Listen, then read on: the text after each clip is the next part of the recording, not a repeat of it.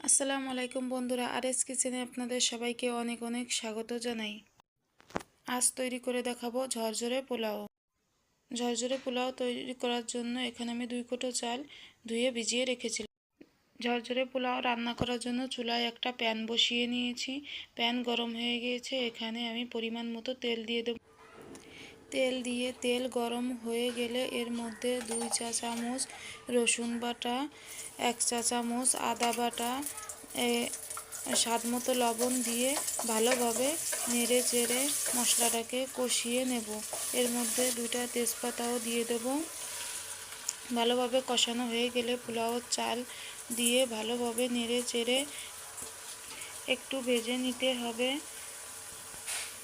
দিয়ে দেব স্বাদ মতো লবণ দিয়ে ভালোভাবে নেড়ে চেড়ে ভেজে নিতে হবে।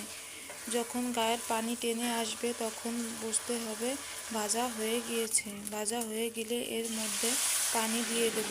এখানে পানির পরিমাণটা হচ্ছে 2 কাপ পানি, চাইলের জন্য 4 কাপ পানি। এখানে গরম পানি কিংবা ঠান্ডা পানি দুটোই অ্যাড করা যাবে, কিন্তু গরম পানি ব্যবহার করলে একটু ভালো হয়। এ পর্যায়ে চুলার পাওয়ার হাই ফ্লেমে রেখে জাল করতে হবে যতক্ষণ পর্যন্ত চাল ফুটে উঠছে। আমরা অপেক্ষা করব চাল ফুটে ওঠা পর্যন্ত। ঢাকনা দিয়ে ঢেকে দেব যাতে দ্রুত বলক ওঠে। ভাতে বলক উঠেছে, ঢাকনা তুলে আমরা নেড়ে দেব। আলতোভাবে নেড়ে চেড়ে দিতে হবে, না হলে চালটা ভেঙে যাবে। আবারও ঢাকনা দিয়ে ঢেকে রান্না করব। আবারও ঢাকনা তুলে হালকা হাতে একটু নেড়ে দেব।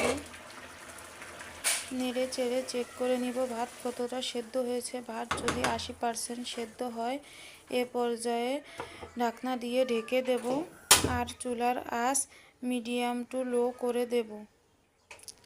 যারা নতুন রাঁধুনি আপুরা আছেন তারা একটু পরপর ঢাকনা তুলে একটু হালকা হাতে নেড়ে দেখবেন যাতে তলে পুড়ে না যায়। নেড়ে চেড়ে ভাতটাকে একটু তল উপর করে দিতে হবে। যখন গায়ের পানি টেনে আসবে তখন এটাকে ঢাকনা দিয়ে দমে বসিয়ে রাখতে হবে। আমার ভাতের গায়ের পানি টেনে এসছে, এবার এটাকে আমি ঢাকনা দিয়ে ঢেকে দমে রেখে দেব। এই পর্যায়ে চুলার আঁচ একদম লো করে দিতে হবে।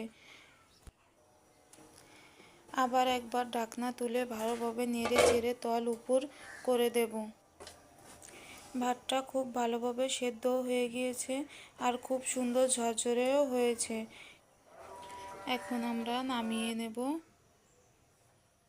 তৈরি হয়ে গেল খুব সহজেই ঝরঝরে পোলাও।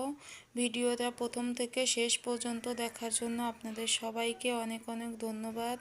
আল্লাহ হাফেজ।